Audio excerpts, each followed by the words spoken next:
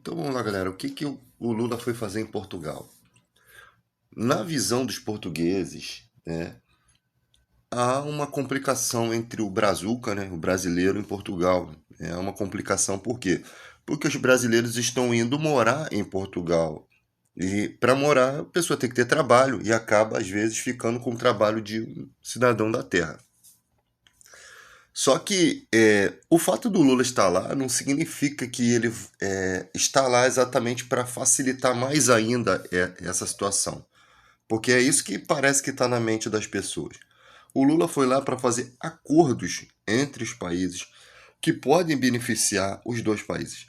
O fato de as pessoas irem morar em Portugal e trabalharem lá, receberem emprego, não vai ser modificado por conta da viagem do Lula, ou não vai ser facilitado por conta da viagem do Lula, tá? Então você tem acordos aqui, eu peguei essa matéria aqui, importantíssimos, né? Na área da tecnologia, da parte dos astronautas, né? Da parte da medicina, desenvolvimento científico, tá? Parcerias, né, com a Fiocruz aqui no Brasil. Então você tem aqui, ó, intercâmbio de boas práticas na promoção dos direitos de pessoas com deficiência, né? A facilitação do brasileiro quando vai a Portugal de ter uma habilitação do Brasil funcionando lá. Isso melhora a questão do turismo, né? A pessoa, o que o Lula quer fazer é com que o brasileiro ele viaje para Portugal e os portugueses viajem para o Brasil e se mantenha essa harmonia, porque da mesma forma o português pode vir trabalhar no Brasil também. Então, esses acordos não têm nada a ver com as questões que ocorrem em Portugal, porque essas questões sempre aconteceram e sempre vão acontecer, tá? Essas questões de brasileiros ir para lá e, né? Só que esses acordos que o Brasil faz com Portugal pode melhorar a questão, a economia dos portugueses, como também a do Brasil, melhorando as condições de trabalho lá, melhorando também para os portugueses. Só que existe um sistema nesse país, né, que parece que só vê o lado ruim, né? É engraçado que quando a coisa é ruim, eles não conseguem enxergar, porque estão. Quando é ruim do lado do partidário deles, eles fazem vista grossa. Não, isso aqui eles não querem olhar, né? Porque, por exemplo, a criminalização das fake news, a criminalização, a regulamentação da internet, precisa ocorrer. Quantas mentiras são faladas na internet? Quantas pessoas sofrem por conta de alguma mentira que alguém falou, né? E as empresas, né, de comunicação da internet recebendo dinheiro para poder avançar com aquelas desinformações em massa. Uma pessoa desinformada é pior do que uma pessoa que. Uma pessoa mal informada é pior do que uma pessoa desinformada, porque ela está defendendo uma bandeira de algo ridículo. E ela não consegue enxergar o quão ridículo é, porque ela acredita que aquela matéria é da confiança deles. Então, tipo assim, é como se fosse um fanatismo religioso. Seria muito bom que homens como Jô Soares, Chico Anísio, Renato Russo, Cazuza, essa galera que não aceitaria esse sistema de hoje, principalmente o Jô Soares, né? Seria muito bom que essas pessoas estivessem vivas hoje para poder confrontar essas ideias ridículas, tá? Olha quanto tempo o Jô Soares é, já era um cara na época antes dele falecer, já era um cara que defendia situações que outras pessoas não defendiam, né? Então nós temos aqui acordos importantíssimos para o país, para os dois países, tá? E só conseguem enxergar o lado ruim da situação, achando que vai. É tipo assim: o fato de pessoas irem para lá, para Portugal, morar lá, pode até mudar, né? Porque se você encontrar no Brasil condições boas de viver, você não precisa ir para outro país em busca dessas condições. E é esses acordos que geram recursos para o país, né? Recursos de bilhões para que seja envolvido, para que seja é, investido em várias áreas, né? Em várias áreas. O problema no Brasil é que não é às vezes a falta de recurso, né? Às vezes é a falta de quê? De vergonha na cara dos políticos, que às vezes, cara, você tem coisas que é absurdo. Você tem, por exemplo, 10% para se gastar em saúde, os caras gastam 5%. Você tem 5% sobrando, mas os caras não gastam. Sabe por quê? Porque no Brasil, assim, quanto mais você faz pelo pobre, parece que é ruim, porque o pobre exige direitos, o pobre vai começar a cobrar sindicatos, o pobre vai começar a não aceitar trabalhar por qualquer mixaria. E isso não é bom para os empresários, tá? Essa visão não é boa. Tu vê a fala do Guedes, tava uma bagunça, empregada viajando para Disney, ou seja, na visão dele, cada qual tem que estar no seu lugar. É um Brasil que é feito para poucos, né, na visão deles. Não pode, o Brasil é de todos, todos pagam impostos, todos têm que receber boas coisas. Quando você melhora a situação da saúde pública, quem perde com isso? A saúde particular. Começa a ficar sendo desnecessário. Então, por isso que eles mantêm esse equilíbrio de não fazer muito pela saúde para que as pessoas, né? Porque para o lado empresarial, que é o lado de muitos votos, né? Só que a moeda está se invertendo. O povo está acordando. O lado dos votos agora, a população entendeu que está nas mãos do pobre. Existe mais pobre do que rico aqui, né? Tirando o pobre de direita que se acha rico, né? E ainda tem os pobres de direita que se acham ricos, os classe média e os ricos. Do outro lado de cá é só gente pobre. Agora, o pobre pode ser manipulado, né? Com ideias loucas, porque não tem estudo, não tem instrução. Sabe? Quando a pessoa vota para um presidente porque ele pode fazer por mim, eu sou um antipatriota. Eu não posso votar num presidente que vai fazer por mim, e sim por toda a minha nação. Sabe? Se esse presidente prejudicar você lá na frente em alguma questão, ainda assim vou continuar votando nele. Por quê? Porque eu não viso o meu bem-estar somente, eu viso o bem-estar de uma nação. Porque pessoas que. Imagina você com pessoas assim na guerra. Esses caras vão vender o país, eles vão ficar do lado do inimigo. Entende? Eles vão ficar do lado do adversário. Tem pessoas aqui no Brasil que, se estourar uma guerra aqui, essas pessoas vão ficar do lado do adversário. E ainda vão achar que estão fazendo certo. Porque se defendem a ditadura até hoje. Se acha que os bandidos são os mocinhos, tá? Se defende isso até hoje. Mesmo vendo as consequências. 21 anos de desgoverno. Na visão do aquele cara que ganha um pouquinho mais do que um salário mínimo, ganha 5 mil reais, na visão dele, como ele não recebe Bolsa Família, ele não recebe coisas do governo, ele se sente prejudicado.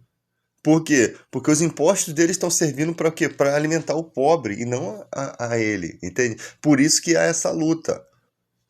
Tipo assim, é uma hipocrisia deslavada. Eles não estão defendendo um governo que é bom, eles estão defendendo um governo que é bom para eles. E que o outro governo vai desfavorecer a eles. Eles não querem que o dinheiro dos impostos vá para o pobre, por quê? Porque o pobre que ganha 600 reais de Bolsa Família não vai trabalhar para ele para ganhar 1.200. Entende? Não vai trabalhar para ele pagar mixaria. Se você dá o direito de sobrevivência para uma pessoa, ela não é obrigada a aceitar qualquer coisa. O problema é que eles queriam que esses pobres não tivessem o direito à sobrevivência. E a narrativa deles, você pode perceber quando querem colocar o patrão e o trabalhador para negociarem. Não existe negociação entre patrão e trabalhador, sabe por quê? Porque até o que é lei eles defraudam. Vai aí para qualquer emprego, vigilante, que seja o que for, porteiro. Vai aí para você ver se eles não trabalham em desvio de função. Verifica se o patrão está pagando todos os direitos. Verifica se ele está sendo respeitado no seu ambiente de trabalho e se ele realmente, de fato, está fazendo a função que foi designada a ele. Então já existe um desrespeito tão grande ao trabalhador que você percebe que não existe essa negociação entre patrão e empregado. Tá?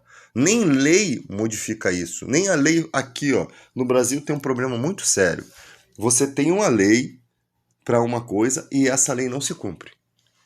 Se bater o martelo de que tem que ser pago, algumas leis eles cumprem, outras não, tá? Só que a gente precisa entender o seguinte: se a gente começa a desobedecer aquilo que é lei, né? Por exemplo, as empregadas domésticas conquistaram 16 direitos trabalhistas. Só tem 8 em vigor, se eu não me engano. Só tem 8. E elas conquistaram, então, ou seja, direito delas que não são lhes dados. E tipo assim, não tem como você correr atrás. Ah, corre atrás na justiça. Aí o juiz não dá. Mesmo diante da lei, ele não dá a causa favorável. Porque eles querem continuar na bagunça. E não existe interpretação de lei contrário, porque bateu o martelo ali, porque já foi acordado daquela forma. Um exemplo, o Temer cortou o feriado da escala 12 por 36 na reforma trabalhista. O trabalhador da escala 12 por 36 trabalha as mesmas horas semanais de um trabalhador comum. Então, se ele tinha direitos conquistados pelo sindicato, é porque esses direitos eles estão de acordo com a lei. Não, que o trabalhador no dia da folga dele, meu irmão, ele trabalha as mesmas horas semanais, ele tem que ter os mesmos direitos. Então, para beneficiar os empresários, se faz um enxugamento de dívidas para empresário. Nunca é uma lei para beneficiar o trabalhador, sempre é para beneficiar os ricos. Porque eles acham assim, não, é eles que sustentam o país. Não, é uma mão dependendo da outra. Tá? E agora eles deram tanto um tiro no pé, tão grande, que a população agora vai se impor de uma forma que ou vai ser do nosso jeito, ou a coisa não vai andar mais no Brasil, irmão. Ou vai ser do jeito do pobre. Não vamos aceitar mais miséria. Eu não estou falando aqui de um salário mínimo extraordinário, como muitos prometem aí, porque tem gente que é 8 ou 80, mas um salário que seja digno, uma inflação que seja digna de você poder se alimentar, porque o trabalhador, cara, olha a situação do trabalhador, R$ 1.300 por mês. O cara trabalha de segunda a sábado, explorado de todas as formas do seu trabalho, explorado de todas as formas de suas funções, que nem função, às vezes, que ele cumpre é funções dele. O trabalhador fica doente, cara. Ele não tem vida íntima, ele não tem vida familiar, ele quase não tem tempo para dormir.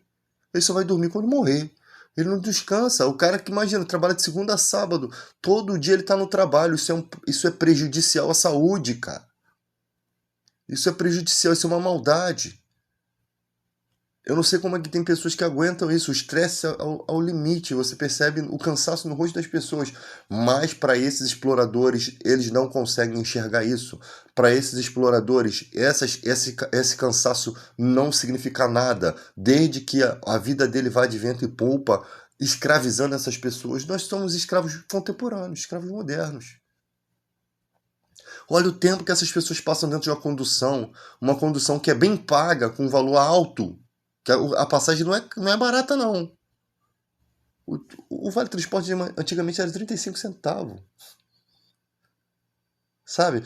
A passagem é cara, as condições são ruins, insalubres. Você viajar numa condição sofre abusos, sofre questões. Em todo momento sua vida está em risco dentro de certas condições. Os transportes irregulares que socorrem a gente, muitas vezes colocam você em risco de vida, risco de morte, né? Então o brasileiro já está de saco cheio disso. Ele não aceita mais esse discurso babaca de político que come pastel em dia de eleição para dizer que é humilde. Não, o povo está acordando. E existe uma massa de pessoas que estão entre... eles não são inteligentes demais, mas também não são burros demais. Eles são inteligentes o suficiente para poder mostrar para as pessoas pobres quem é a direção certa, qual é a direção certa, qual é o caminho. E agora nós estamos crescendo. E muitos que foram enganados, né, por uma falsa política estão despertando. Quando esse gigante despertar, nós vamos ter um presidente com 70% a 80% de chance de voto. Vê o Lula, cara, as coisas que o Lula já fez. Se ele não trouxesse o Rio São Francisco, se ele não fizesse a transposição, os nordestinos, a gente tinha perdido a eleição. Sabe? Os nordestinos não votariam no Lula. Ah, não, mas eles falam um monte de coisa. Olha, obras todas têm problema, tá? além dos problemas que tem uma obra, tem a mentira envolvida. As pessoas gostam de falar uma mentira. Por isso que não querem criminalizar fake news. Eles querem continuar mentindo para as pessoas acerca das coisas. Olha, o Lula mandou desligar a água lá. Irmão, desde o momento que você faz um projeto que vai beneficiar o Nordeste inteiro, eu não quero saber dos problemas que esse projeto vai ter. Tá? Aí já começa a falar que o cara roubou, aí tem acusações falsas, aí não prova que aquele dinheiro foi desviado, porque as pessoas ouvem alguém falar, mas não tem prova. Não provam nada. De qualquer forma, você acha que um cara que começa um projeto para beneficiar o Nordeste, para beneficiar os pobres, que os ricos gostam só de ir lá a passear, ele quer um barqueiro que ele pague 10 centavos. Ele quer chegar aqui como se fosse uma terra indígena e eles, os portugueses, eles ou eles no navio do Vasco da Gama. Eles querem pompa, né? Almoçozinho, boiando na água, comer lagosta, tá? Eles querem chegar como patrões aqui. Chega lá no Nordeste, tá igual Búzios, estacionamento R$ 50, restaurante peixe 200. E tipo assim, eles quer viver bem, quer tirar um dia de onda, tem que gastar dinheiro, irmão. Mas isso eles não querem não, eles queriam que aqueles povos fossem pobres. Olha a ideia do Dória, há um tempo atrás queria fazer uma ração dura pra caramba, dura pra cacete, pra poder mandar pros nordestinos. Uma ração feita com o resto de alimento de restaurante, né? O Dória, quando tava ligado ao Bozo, que a irmã dele era responsável por uma empresa que faz essas palhaçadas todas, e ainda ia colocar foto de um santinho ali para poder aguçar a piedade das pessoas. Olha, eles são tão pobrezinhos que a gente liga esse alimento à fé e daqui a pouco isso aqui vira um maná, vira uma bênção, daqui a pouco vira um santo daime, um chá de santo daime. Então, tipo assim, a pessoa até recebe aquilo, oh meu Deus, que coisa maravilhosa, um troço que vai me alimentar. Vai quebrar minha dentadura, que eu não tenho como consertar, mas vai me alimentar. É ridículo, cara. É ridículo. Um país onde os charlatões estão no poder das igrejas. Os charlatões. Pessoas que amaldiçoam os outros no altar. Pessoas que fazem livros que não tem nada a ver com religião. Livros envolvendo outras religiões. Mentiras falsas incorporações. É um monte de lixo que tem nesse país que precisa ser varrido, precisa ser banido desse lugar, cara. Me revolta muito ver a situação precária que se encontra a nação por falta da educação. A educação de péssima qualidade que faz as pessoas raciocinarem dessa forma, tá? Na sua grande maioria, tá? Porque tem idiotas de de todos os diplomas. Tem advogados, tem juízes também que são idiotizados pela falsa religião. E manipulações demais, né? Pessoas que são pagas. Ah, o cara vai dar um depoimento lá da empresa dele que estava falindo. É tudo mentira. Ele só quer que a empresa dele seja mostrando na propaganda de televisão. Todo mundo tá vendo. Acabou essa época em que as pessoas estão despertando, tá?